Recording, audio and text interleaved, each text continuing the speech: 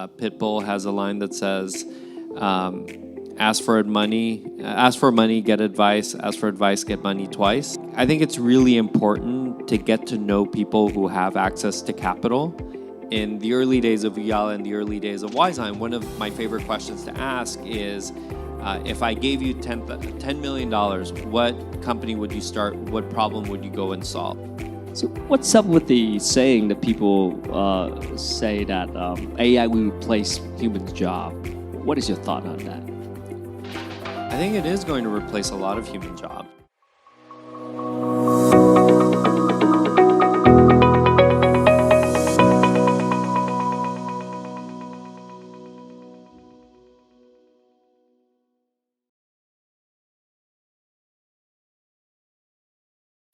Welcome to VietSuccess Business Podcast. I'm Quoc Khanh, your host for today. So my guest today is a serial entrepreneur coming from Silicon Valley. Back in the day, 2004, he was one of the early employees at Google and later left that company to start his first company called Uyala, an online video platform. And later, he sold that company for over 400 million US dollars and starting his next journey, which is starting a new company called Wiseline, the company that have the office that we are here today in Vietnam. So Wiseline is a global product development company that help Fortune 500 companies and scaling startups to solve their problems, their challenges in design and technology.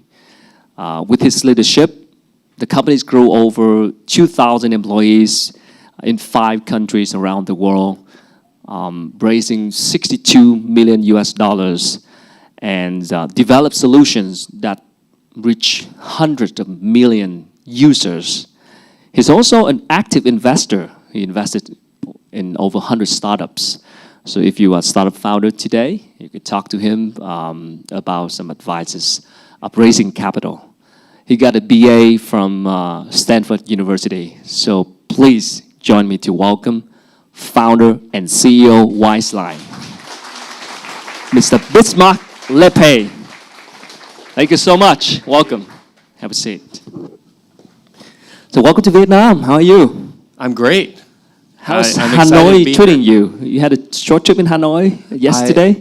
I went to Hanoi for the first time. I've been to Saigon a handful of times, but Hanoi was for the first time today. It was brilliant. Yes. Are you planning to come back to Vietnam more often? Absolutely. There was this thing called the pandemic that prevented me from coming, but now definitely will be coming a couple of times a year. Sure. Welcoming you. So today we're going to talk about your journey from Google until Wizeline today. So that journey is about 16 years, I guess, almost 20 years. Yeah, it was my 20-year graduation anniversary last year. So Wow. Yeah, over 20 years. Over 20 years. So if you take a look back of the journey now in your mind right now, what are some of the keywords? What are some of the great milestones you have? If you can break it down into chapters, let's call it like a book. So that journey, 20 years, what are some of the major chapters? I guess it starts before, right? My parents immigrated to the U.S. And they always cared about education. And so even though they didn't understand how the U.S. educational system worked, they said, we'll work 2, 3, 4 jobs to make sure that you have what you need to be able to get accepted and attend a top university. And so I arrived in the Silicon Valley to go to Stanford in '98. So that was when the dot-com bubble was happening.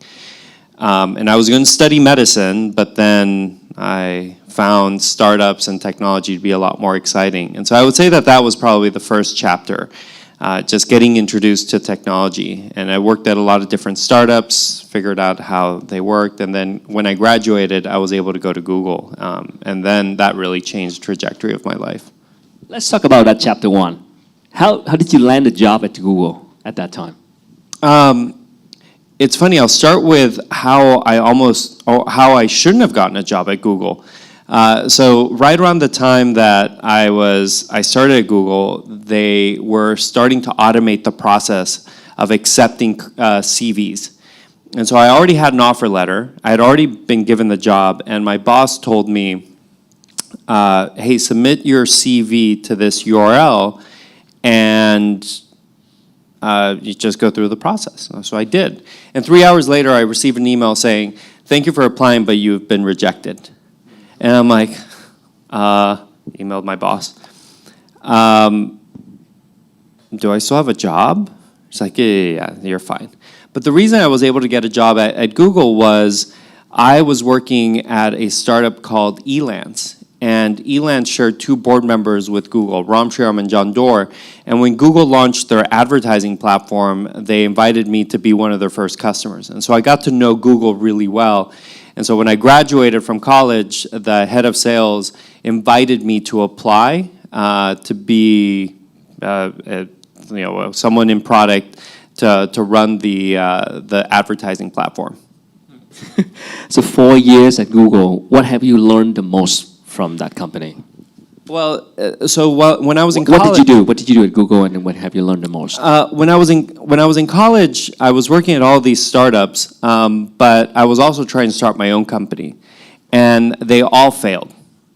Like all 5 of the startups failed, and because I think as engineers, you think that you build it, you build the product, and you assume that people are going to come, they're going to use it. But the reality is, to be a successful entrepreneur, you need to learn how to hire people. You need to learn how to sell. You need to learn how to market.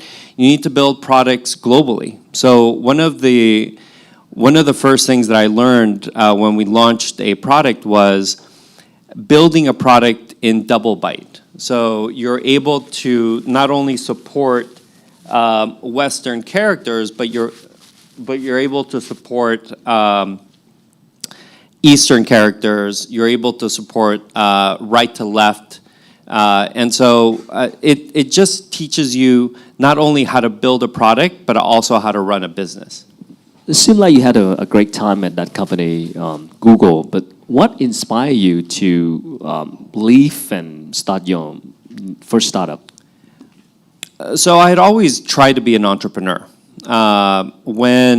Like I said, when I was in school, I tried to start companies.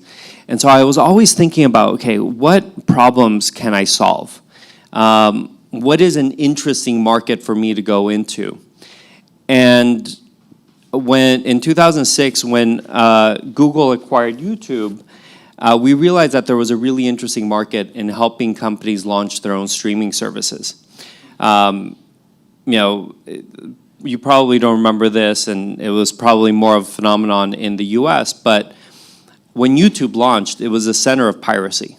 You could find everything on YouTube. You could find every single movie, you could find every single TV show, you could find all the sporting events. And as a result, all the media companies who had the rights to this content wanted to sue YouTube. And so when Google acquired YouTube, they immediately changed, find and replace YouTube to Google on the lawsuit. And Viacom had $1 billion lawsuit. But what was interesting is, for all of those executives that were saying that they wanted to sue Google, we were having private meetings with them about how to build their own streaming service, and how they could leverage YouTube as a promotion marketing channel. And so we realized that there was an opportunity to help companies launch their own streaming service. And so I left with a good friend and my brother, who was also working at Google at the time, to launch Uyala. So Uyala is an online video platform?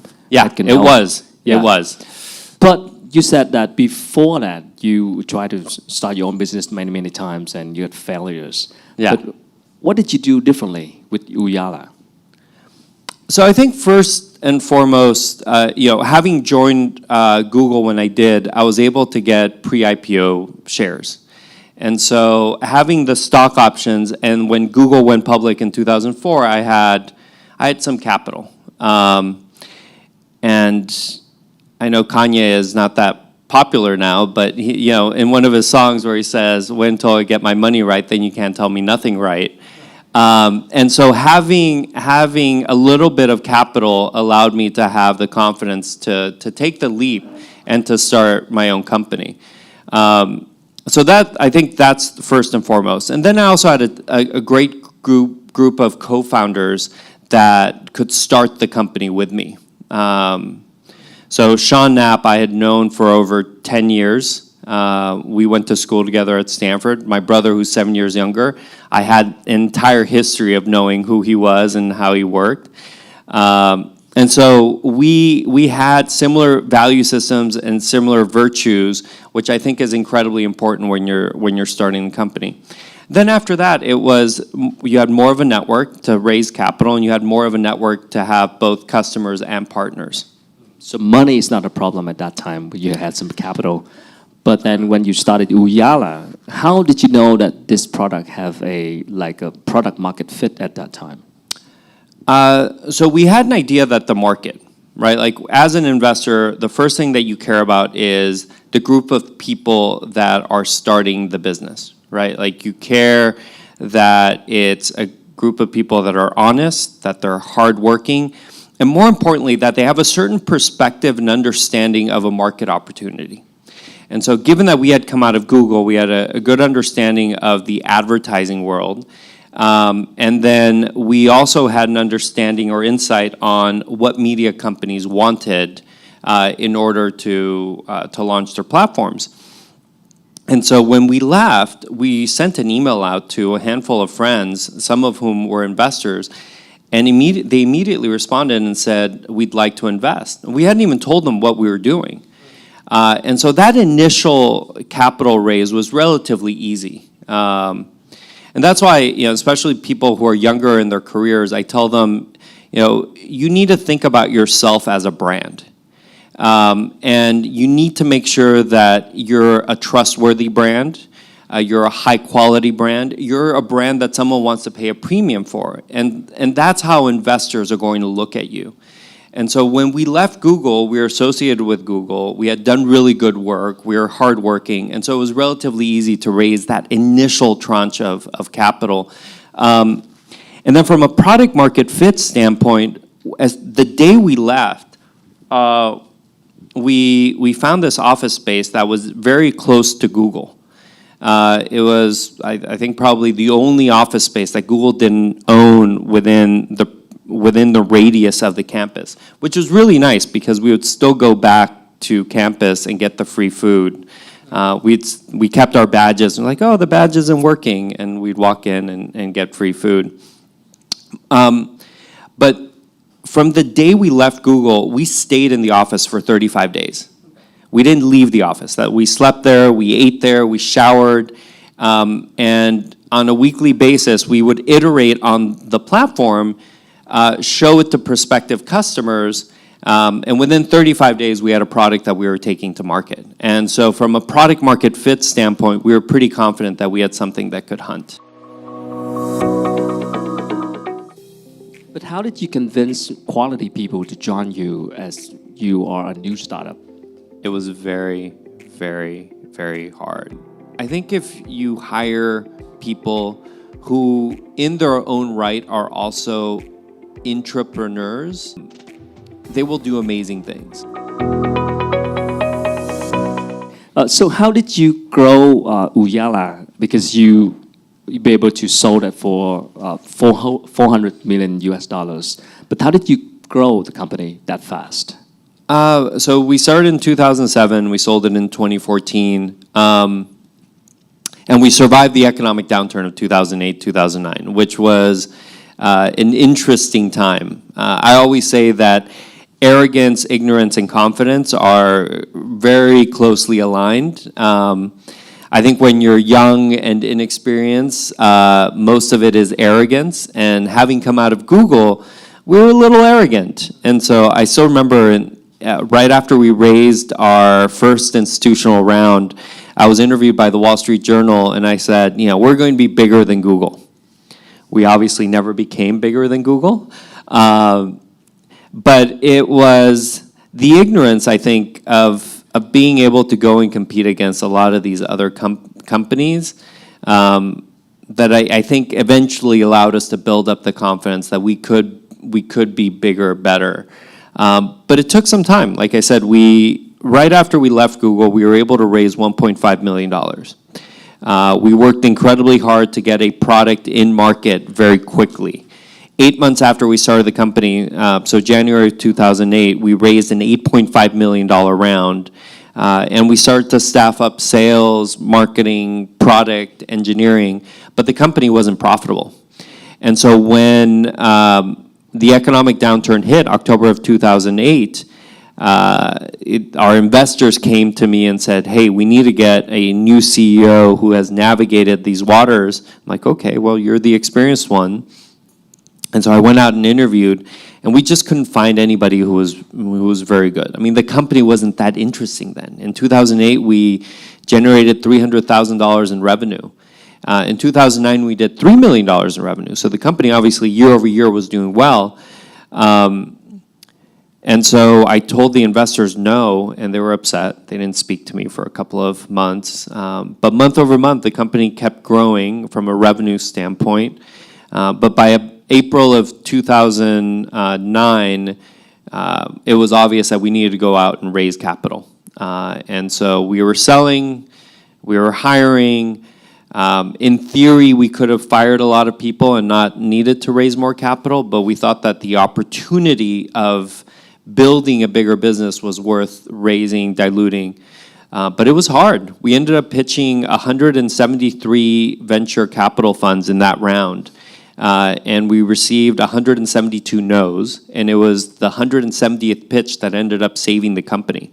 So by October of 2009, I still remember it was October 3rd of 2009, the money was wired into the bank, which ended up saving the company. We were within 3 days of running out of capital. Not only had we run out of all the venture capital that we had raised, we had taken $3 million loan. We had also burned through that. So it was a little scary. So what do you think was the reason that helped you raise that money after a lot of no from the investor? Yeah, so like I said, initially the investors asked me to go out and find a new CEO, as they used to say. Even though I by that time I was 28 years old. It's not like 28 you're young, but they wanted a gray hair. They wanted an adult in the room. And so I ended up hiring this person who had been a public company CEO, was really well respected. I'm like, I want to hire someone that looks the part of a CEO. So the guy was tall, Caucasian. He looked like he belonged on the cover of a business magazine. Which is dumb, and now I'm like, why was I even caring or thinking about that? But I said, if this is going to be the CEO that's going to help us take the company public, well, he should look the part. And so having him in the room, even though he didn't come from the industry, even though he wasn't a technologist, even though he hadn't been at the company very long, that was enough to increase the confidence that we could make the company successful. And that was, I think, really the only difference. Also, the farther you got away from the economic downturn, the easier it was to raise capital. Like there was more liquidity in the market. So that's how you overcame the crisis in 2009. That's right. That's right. I'm going to ask this question because we have a lot of tech people in here. What is the role of technology factor in Uyala success? We had incredible engineers. And that was one of the things that I learned and I appreciated at Google, which is, and this isn't just engineers. I think if you hire brilliant, amazing people who in their own right are also entrepreneurs, they will do amazing things. Like they're problem solvers, they're owners. And so when we built Uyala, we didn't just copy what was in the market. we wanted to build something that was better and that was different. And so from, as I mentioned earlier, one of the things that we did was we built in the cloud. So this was the early days of cloud. We built on Amazon Web Services. That year, Uyala won the Amazon Web Services Startup Challenge, which was incredible. And we built everything on APIs, which made it so if you wanted to build a streaming service, you could use Wiseline as a development platform. And so it was a tool, it was a platform that engineers could use. And like I said earlier, instead of it just being a place to pull and embed code and post it on a newspaper, it could become the backbone of a streaming service. But again, I think it all goes back to the quality of people that you hire. And if you hire amazing people, they're going to hire amazing people, they're going to be creative, and they're going to come up with unique solutions to some of the problems and some of the opportunities that are out there. But how did you convince quality people to join you as you are a new startup? It was very, very, very hard. And especially, how did you do that? And especially in 2008, because Facebook was growing.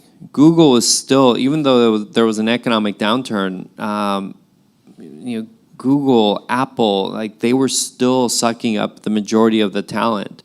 And so first and foremost, my brother and my co-founder, Sean, were our phenomenal engineers. I was never the best engineer. The first week, I did a pull request and a commit, and my brother and my friend looked at it, and they're like, maybe you should focus on something else. So I washed a lot of dishes, and obviously I led a lot of the business and fundraising. But it was about the core technology that we built was high quality. The way that we interviewed was very difficult. And I think if you set the bar high, people see that and they understand that there's a certain level of exclusivity in becoming part of this smaller group. And especially at Google, less so Facebook, because Facebook was much smaller back then. Even at Google, when we left, there were over 10,000 people. By 2008, there were over 20,000 people. And so as a great engineer, you want to have your fingerprints on something material. And in 2003, when the engineers were working on Gmail, there were 3 or 4 engineers that built all of Gmail. By 2008, there was an entire team focused on the archive button. And so in terms of overall impact that you could have, it was much smaller. And so you could hire great talent because they felt like they could have a much bigger impact in the product and technology they were building, but also in building the company and the culture. So what led you to the moment of selling the company? Because did you want to start a new company at that time, or how did it happen? So Uyala, phenomenal experience. I learned a lot, continued to learn from what I had learned at Google. But I always think of Uyala a little bit as like a star athlete that gets polio in high school, right? Amazing athletes, stricken by polio, they're never going to win the Olympics. They can survive, but they're not going to be that world-class athlete. And I think Uyala, given that we had to survive or live through 2008, 2009, some of the people that we had to hire in 2008, 2009 kind of potentially lowered the quality. We had to make certain sacrifices that I think hurt the long-term prospects. So I think it was going to be really difficult for Uyala to be a standalone company 7 years down the road, like 2014, 2015. And maybe we didn't know it in 2009, 2010, but by 2013, we definitely knew that the company was still burning capital, back to Kanye's line, right? And so we were eventually going to need to go out and raise another round. And so one of the strategic investors that we had was a strategic investment fund out of a corporate, Telstra. They had invested in the round right before we sold the company. And they approached us, and they originally had said that they wanted to buy the company for $1 billion. They were going to partner with another company, create a JV. Each company was going to put $1 billion into this JV, and they were going to buy Uyala for $1 billion. So at that point, I felt like I could leave. Eventually, that deal fell through. And given that this company, this fund, had access to our books, they're like, well, we're not going to pay $1 billion for you. And we're like, yes, you are. And then they just waited us out because we weren't profitable. And so they knew how much money we had in the bank. And so they were like, $1 billion. Like, no. We're like, 800. No. And eventually what we ended up doing was we created a competitive situation. Having been at Google, we had a great network. Marissa Mayer, who had run product and had run a lot of the consumer products at Google, was the CEO of Yahoo at the time. And we reached out and we're like, hey, we know that you need a new video platform. We're running a competitive process. Are you interested? And so they put in a competitive bid, which forced Telstra to finally say yes on a price, and we were able to get the deal done. Let's close the chapter on Uyala. So if you take a look at the chapter Uyala, and you sold it for $400 million, what are some of the key lessons that you have learned from Uyala? I think one of the most important lessons is build a really good team around you. And don't be afraid of asking for help. As I think that the saying goes that if you're the smartest person in the room, you're in the wrong room.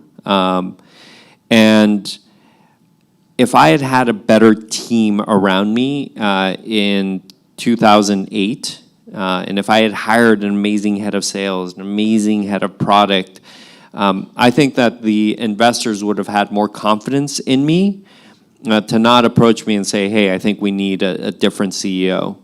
And I think the same thing is true for the new investors. If they had seen that there was a full executive team that understood how to operate, I think it would have been less likely for them to really push to bring in a new CEO, or maybe it only would have been 20 no's to get to the yes, because the business was going really, really well. And as founder, how many here are starting companies? Founders, yeah. It's very lonely to be a founder CEO. And again, the assumption is that you should have all the answers. But with social networks and business platforms that are out there, you should always be willing to reach out and connect to someone who may have already gone through the problems that you're facing. And reach out to them and talk to them and send them an email and say, hey, this is the situation that I'm facing. Can you give me 5, 10, 15 minutes? Because you don't have to solve it by yourself, and you don't have to make this journey be a solo journey. So I would say that that's probably the biggest learning. There are a lot of other learnings around go-to-market, around infrastructure, about product roadmaps, things that we learned around setting up development teams outside of the Silicon Valley. There are a lot of learnings there. We don't have time to go for more details. They can ask you a question about it. Just one more quick question about that chapter, Uyala, because as a founder, sometimes we think about selling our company, and you have that experience with Uyala. What would be your advice for the founder when they kind of have a hard time making the decisions? When to sell the company, how to sell the company, and what happened with the original idea and they wanted to move to the next level? So I think as soon as you raise outside capital, you have a responsibility for and to your investors. If it's a family business, it's your family business. You can risk it. As soon as you have you give stock options to your employees, you have a responsibility to them, and you have a responsibility to them and to their families. And so I think if you have the opportunity to sell, you should always think about the risk-adjusted return. And what I've found is an entrepreneur is always an entrepreneur. There are always going to be other ideas. And if you have a win, if you get an exit, raising capital in the future is going to be so much easier. Hiring people in the future is going to be so much easier. So the first one, like I said, is you look at the risk-adjusted return. If someone's willing to pay you 10x your revenue when the market is basically paying 4x, then that's probably a good return. If you think you can build the next Google, if you think you can build the next Uber, if you think you can build the next Grab, because Uber doesn't work here, I found out, I think you go for it. But you always need to do that calculation of the risk-adjusted return. Like, what's the risk of not building the Grab and going to zero? Thank you. So Uyala, we probably had about 650 people walk through our door. We ended up having 54 people leave to start 20 companies. Those 20 companies raised over $1 billion of capital, and at this point have had almost $5 billion of exits. Let's move to Wiseline. So where's that idea coming from? The idea of Wiseline was a very personal idea. So at Google, as it grew, we ended up building a lot of features and products that failed. And I think if you look at the software industry, between 60 and 90% of software development goes into features that aren't used, aren't sold, or never completed. Again, Google figured out a legal way to print money, so it didn't really matter. At Uyala, it destroyed the culture, where in the early days, I think we had a lot of people that had a similar mindset, similar background. We could make decisions really quickly. We could experiment and iterate really quickly. In 2008, 2009, we started bringing in people with a different perspective and different background, a lot more enterprisey, going into resellers, building features that was for one reseller as opposed to really building for the market. It slowed down decision making, and obviously, it turned out that we ended up building a lot of features that people didn't use or didn't want. An individual customer may have said that they wanted it to close a deal, but they never ended up using it. And so the original idea was to build a platform that would algorithmically help product teams remove opinion. We used to say, let the data set you free, and the name Wizeline is wisdom of crowds and line, above and below the line, the things that you should invest in and the things that you shouldn't invest in, just based on all these factors. And given that one goes and sells to the people who they already know and trust, or already know and trust them, we sold into the media industry. Well, the media industry, although they have a lot of engineers and they're building streaming platforms, the reality is that they're not software or technology companies. And so after a couple of years of having this platform in market, we realized that some of our customers actually wanted us to build the software or the applications for them. And so that's when we evolved the business model from being a SaaS platform to helping companies build the technology for them with our own engineers. And we adopted a nearshore model. So for most of our customers in the US, we have teams in Latin America providing those services. In Europe, there are teams in Spain and North Africa for Europe. And here in Asia, we're in Saigon, and we have people throughout Vietnam. Today, I was in Hanoi for our customers in Southeast Asia and Australia. Yep. Right? Like, our goal with Wizeline is we want to make sure that it's a launch pad for people's careers. Like today, there are a lot of former Wizeliners, which is really exciting because I think most people would say that they learned a lot and they were able to open doors and get new opportunities because of Wizeline. So there are always challenges. The original idea changed to what we are today. Managing a 2,000 person company is much harder than managing a 20, 30 person product company where everybody's doing the same thing. But it's also very exciting because it is a secular growth market. Technology is changing very quickly. A lot of these enterprises can't do it themselves, and they need a partner like Wiseline to help them on that journey. So SaaS platform is what you're offering. What do you think is the future that we're heading to in terms of that service, providing SaaS platform? No, it was Wiseline was originally a SaaS platform. Wiseline now we provide consultative services and we build technology for our customers. Like I said, technology is constantly changing, and companies need to evolve, or else they're going to be left behind. And so we've seen a lot of changes in technology. Obviously, I think one of the bigger ones was the launch of the iPhone and then Android, and there were companies that embraced it and thrived, and there were companies that weren't able to and ended up failing. Obviously, the adoption of cloud has been really important in terms of being able to provide highly scalable applications. And if you're in the cloud, you can also build out data lakes and provide more personalized applications, which is also really key. But I think one of the more transformative changes that's going to happen, kind of that intersection of enterprises and businesses and technology, is everything that's happening with machine learning and AI, and specifically generative AI. And there's that quote that, nothing happens for decades, and then decades happen in weeks. And I feel with like the launch of ChatGPT, even though there were already a lot of applications using generative AI, I think it really awakened everybody to, all right, this is going to make businesses and companies way more efficient, and there are a lot of opportunities to completely transform the way that things are done.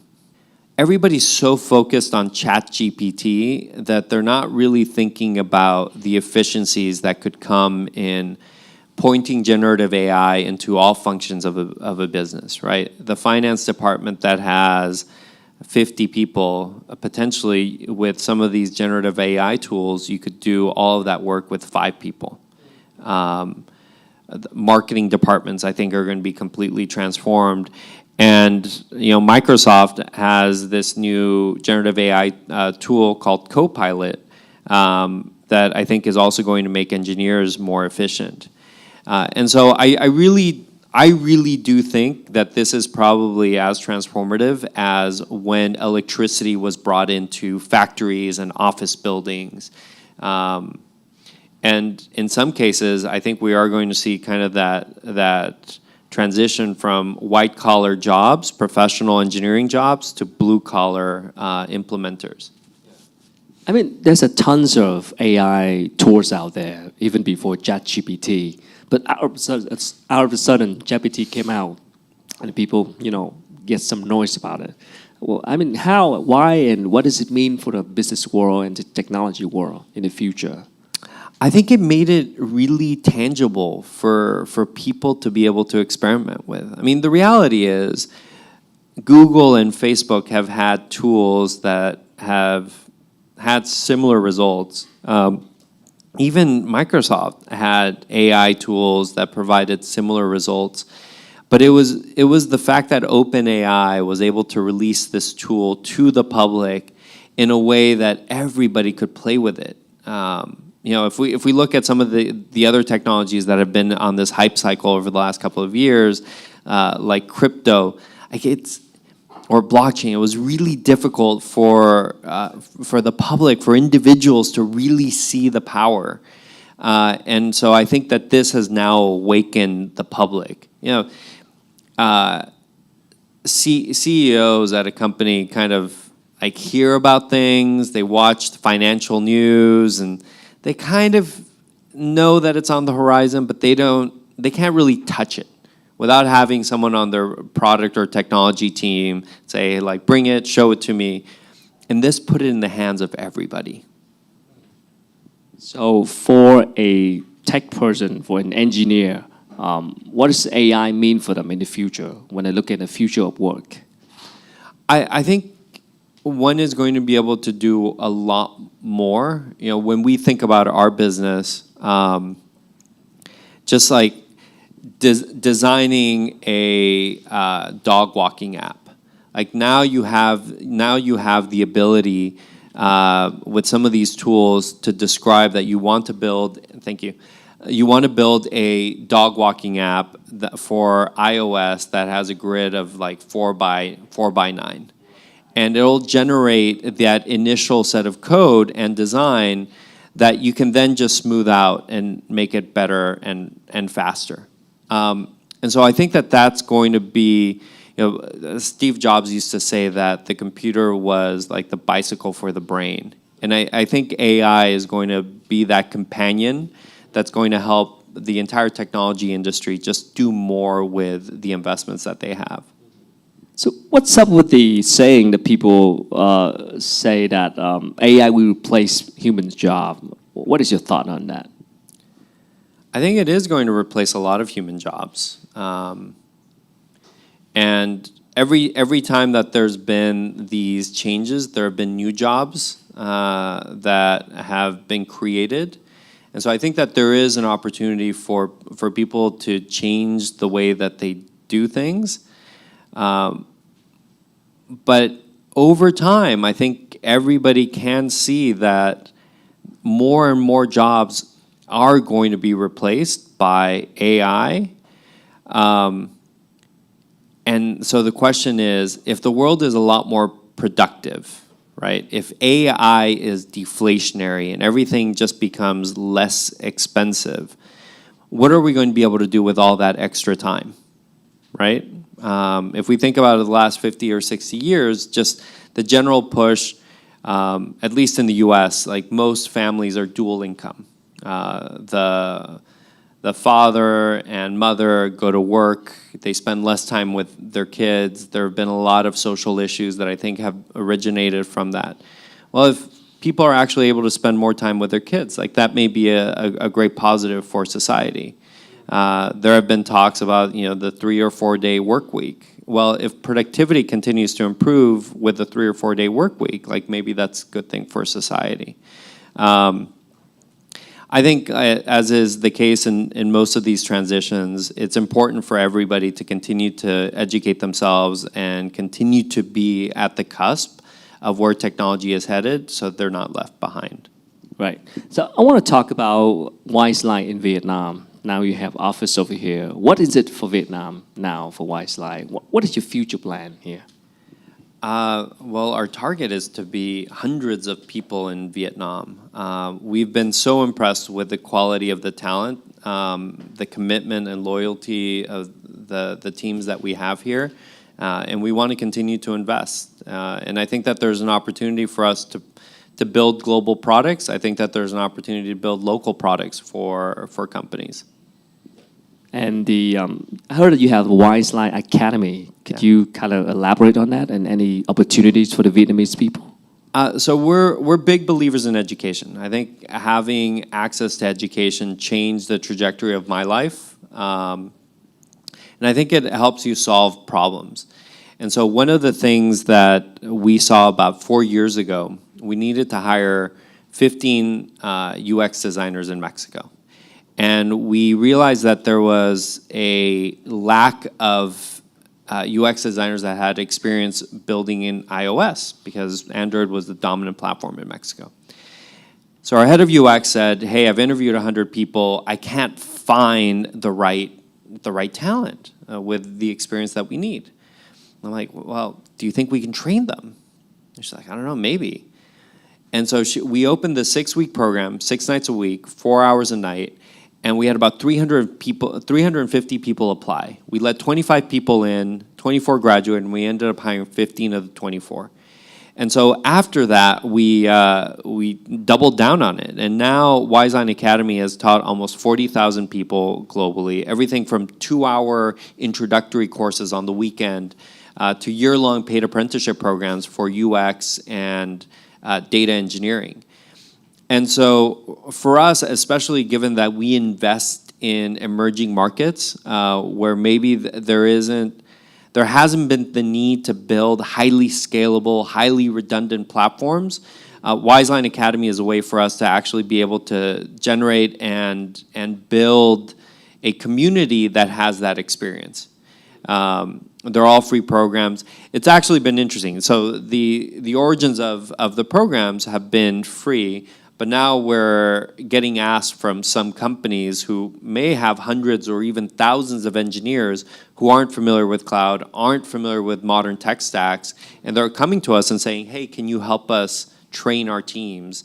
And so that's a new line of business that we're currently experimenting with in being more strategic for our customers and not just building technology for them, but also delivering the training so their teams can be successful. So what are some of the criteria that you're looking for in an ideal candidate if you want to hire them for your team? We look for problem solvers. So instead of just trying to hire for a specific language or skill set, we do some of that. We are looking for people who can learn, right? People who can learn new languages, who can solve problems in a unique way. One of the questions, and I don't get to interview as much as I used to, but in the early days of Uyala and the early days of Wiseline, one of my favorite questions to ask is, if I gave you $10 million, what company would you start? What problem would you go and solve? And it's really interesting to see, now with many years of experience and data, the people who respond immediately and have an answer, more often than not tend to be the best employees, because they're always thinking about problem solving. They're always thinking about what could I build to go and solve this big problem. And many times they end up spending some time with you. So at Uyala, I'll give you an example. So Uyala, we probably had about 650 people walk through our doors during, when we sold the company, we were about 400 people, but with attrition over all those 7 years, about 650 people. We ended up having 54 people leave to start 20 companies.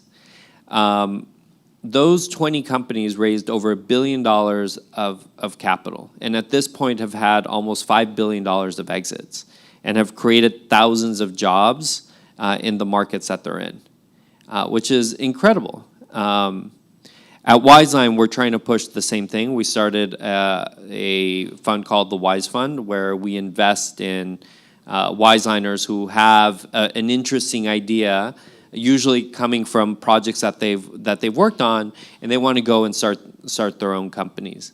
So these are some of the things that we look for. We look for people who are technically brilliant, are fantastic communicators, and want to learn and want to be builders. They want to be owners. So now if you look back at your whole journey so far, and what were some of the most important failure lessons that taught you the most about entrepreneurship? So like I said earlier, the fact that I wasn't necessarily fired as the CEO, but I was no longer the CEO of a company that I started. And so I think surrounding yourself with really good people, never being afraid to ask for help and questions, I think are really important. Having confidence in yourself. So 4 of the 5 companies would have never succeeded that I tried to start when I was at Stanford.